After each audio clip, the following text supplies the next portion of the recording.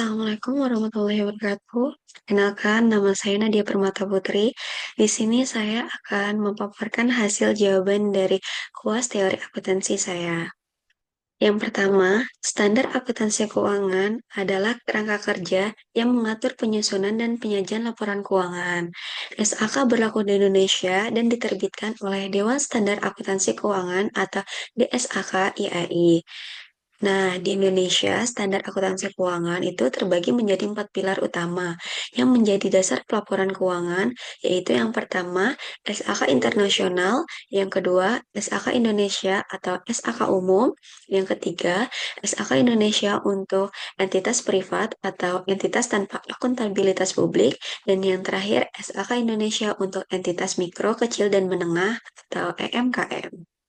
Selanjutnya itu SAK internasional. SAK dengan akuntabilitas publik wajib menerapkan standar ini karena SAK internasional merupakan adopsi penuh dari International Financial Reporting Standard yang diterbitkan oleh International Accounting Standard Board. Selanjutnya, SAK Indonesia atau SAK umum dapat digunakan oleh entitas dengan akuntabilitas publik dan entitas tanpa akuntabilitas publik. SAK Indonesia merupakan konvergensi IFRS dengan beberapa penyesuaian untuk mengakomodasi kondisi Indonesia. Yang ketiga, SAK Indonesia untuk EP atau etap, yaitu berlaku bagi entitas tanpa akuntabilitas publik.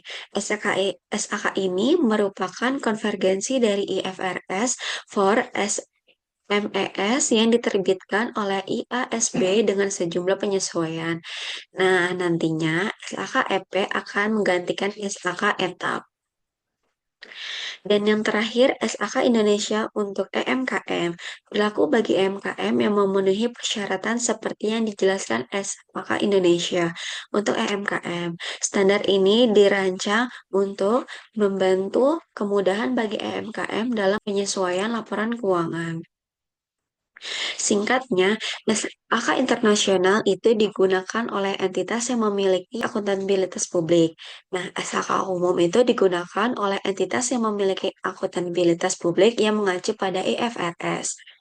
Yang ketiga, SAK etap itu digunakan oleh entitas tanpa akuntabilitas publik yang signifikan. Dan yang terakhir, SAK EMKM digunakan oleh entitas mikro kecil dan menengah tanpa akuntabilitas publik.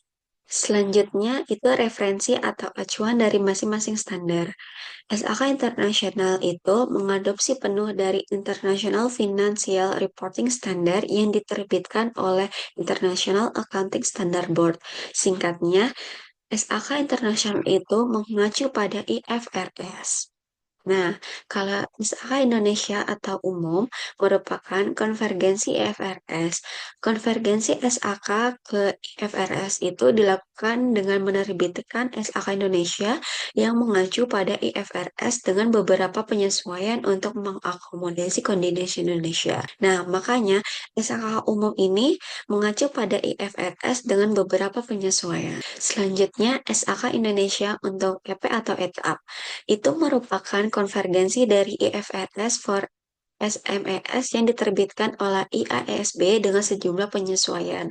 Singkatnya, dia itu tidak sepenuhnya mengacu pada IFRS karena lebih disederhanakan. Selanjutnya, SAK Indonesia untuk EMKM.